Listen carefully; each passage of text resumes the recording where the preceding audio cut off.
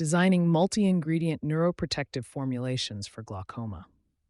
Glaucoma is a complex optic neuropathy characterized by progressive death of retinal ganglion cells, RGCs, and visual field loss.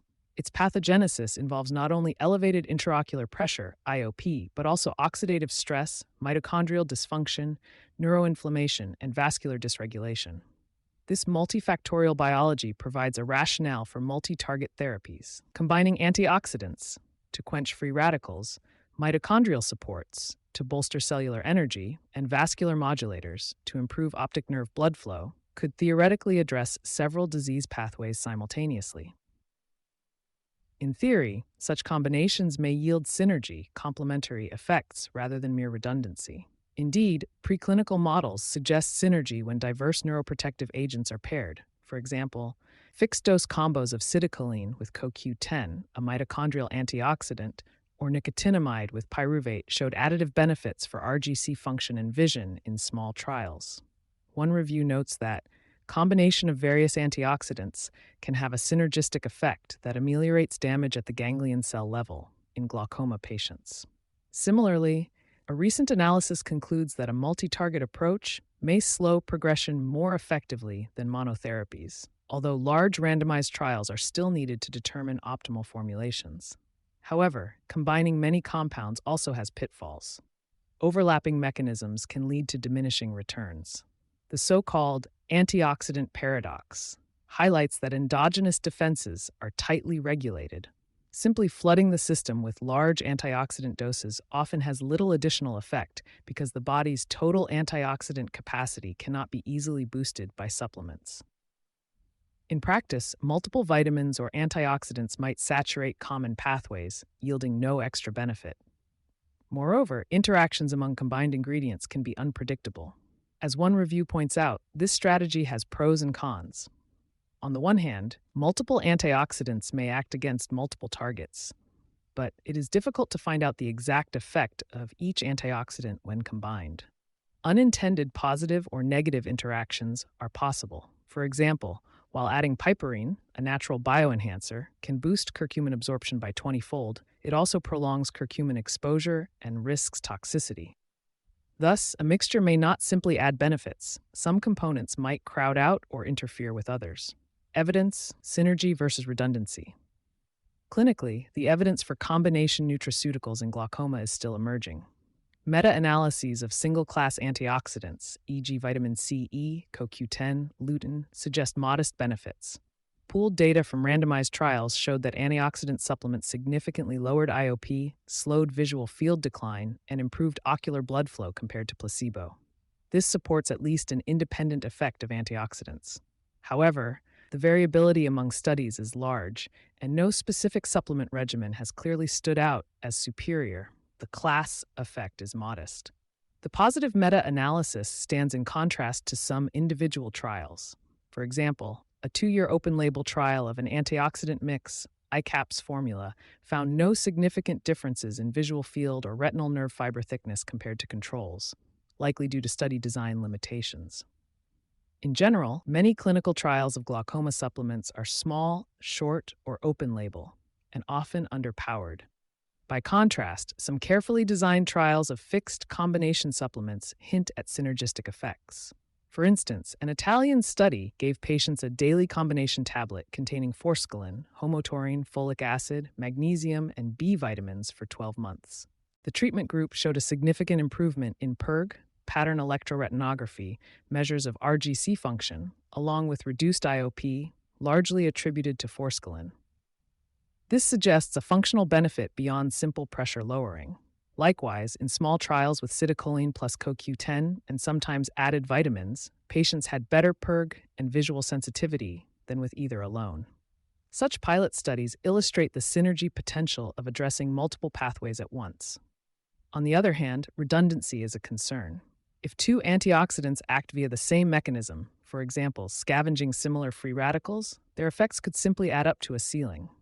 Moreover, very high doses or certain combinations may trigger pro-oxidant or hormetic responses, low-dose signaling effects, rather than straight protection.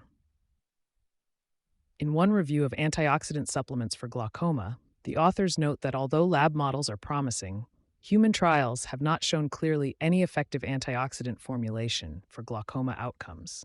In sum, while multi-ingredient formulations have theoretical appeal, real-world efficacy remains unproven.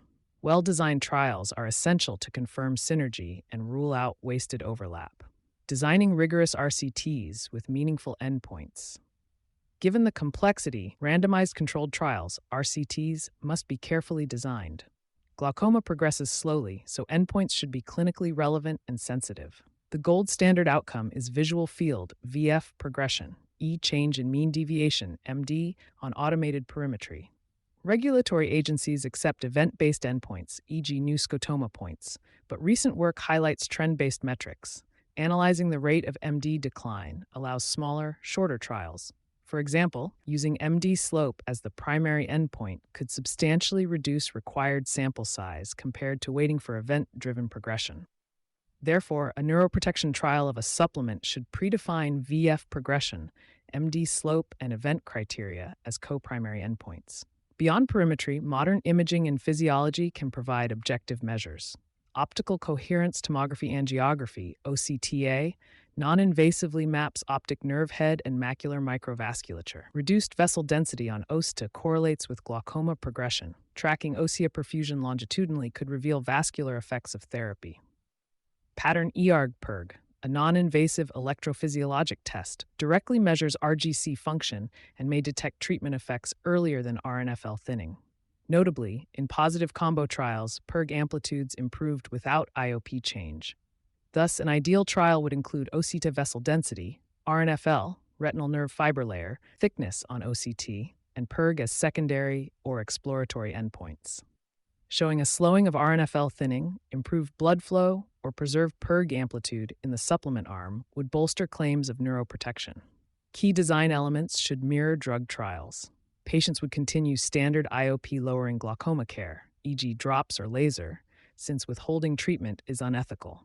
This means all subjects are on effective IOP control, making any difference due to the supplement alone.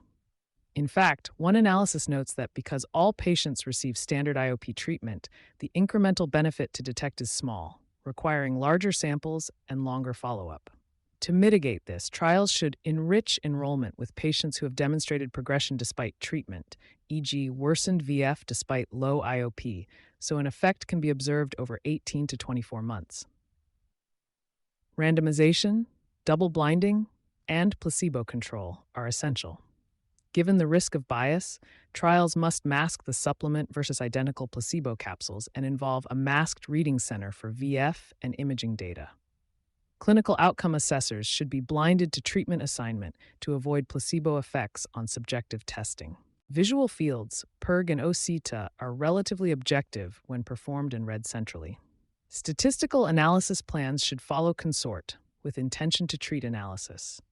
Practical points. Standardized dosing, e.g. once or twice daily dosing for adherence, and consider a run-in period to assess compliance. Use pill count logs and possibly measure serum levels of key components, if assayable, to confirm adherence. Ensure the placebo matches taste sensation. Some supplements can alter taste.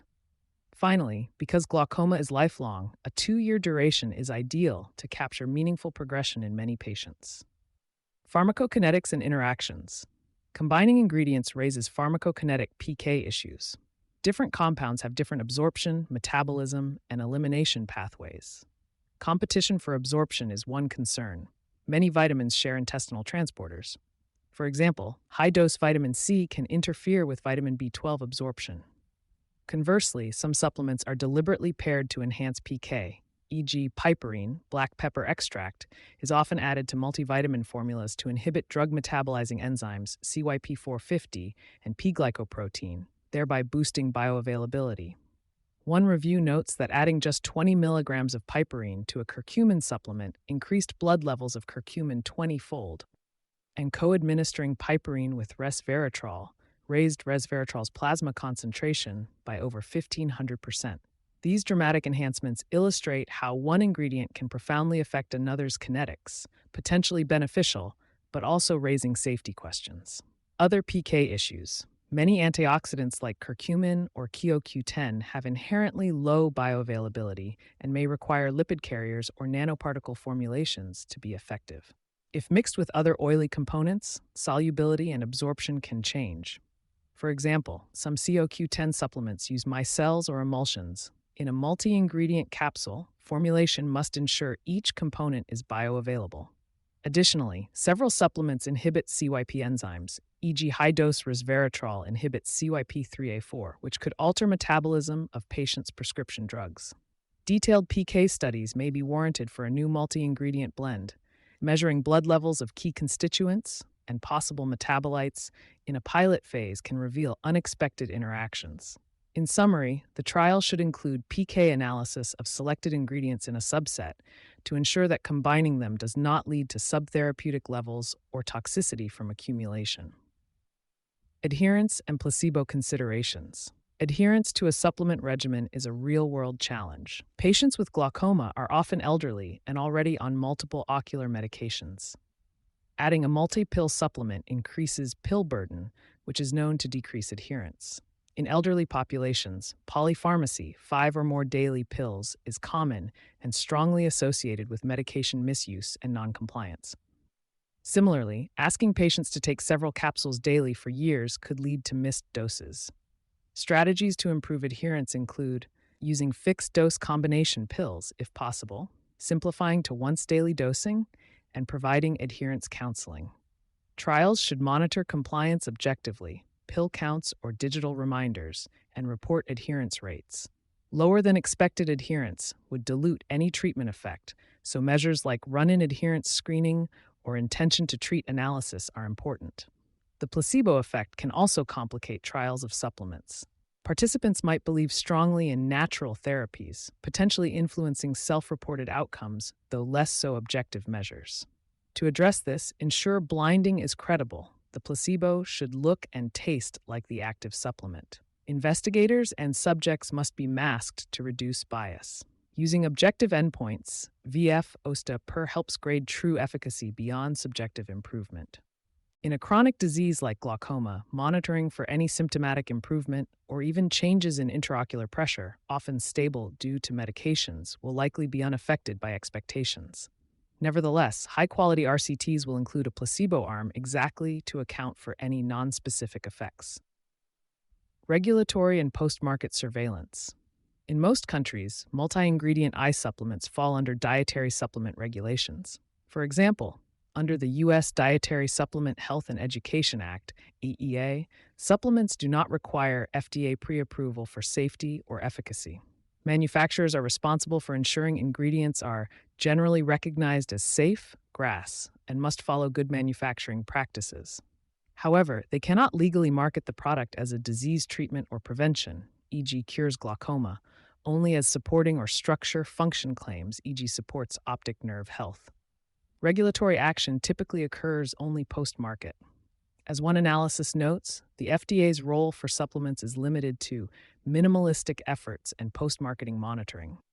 If a product makes unapproved therapeutic claims, the FDA can issue warning letters or seize the product, as has happened when marketers overstate glaucoma benefits without evidence. Physicians and researchers should be aware of this framework. A rigorous RCT can help substantiate label claims, but the sponsor must still avoid disease promises. Moreover, once on the market, adverse events must be reported via mechanisms like MedWatch. Because oversight is reactive, post-market surveillance is crucial. Any serious side effects or interactions reported by patients or practitioners should be logged and assessed.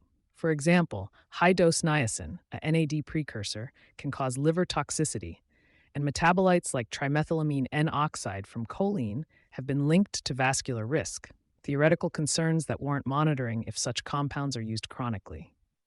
Finally, supplement formulations, identical batches, stability, and content verification should meet quality standards to ensure consistency. Difficulties in this area are a known regulatory blind spot.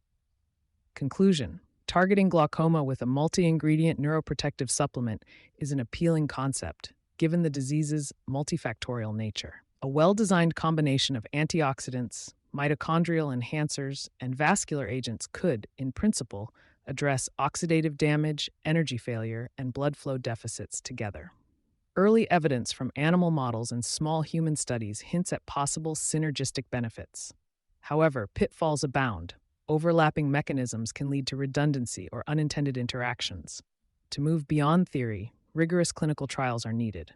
Such trials must be carefully powered and blinded, use objective endpoints, VF slope, OC to perfusion, PERG, and follow best practices in compliance and analysis. Only through high-quality evidence can we determine if a multi-nutrient formulation truly slows glaucomatous loss, rather than simply adding supplement to supplement. Meanwhile, clinicians should balance optimism with caution, recognizing the regulatory constraints and the need for ongoing safety monitoring. In summary, multi-ingredient glaucoma supplements hold promise, but require the same scientific rigor as drugs, from pharmacokinetic profiling to long-term outcome trials, to prove their value in patient care. All links to sources are available in the text version of this article. You can find the full article at visualfieldtest.com. Thanks for listening. To check your visual field, click the link at the bottom of this article or visit visualfieldtest.com.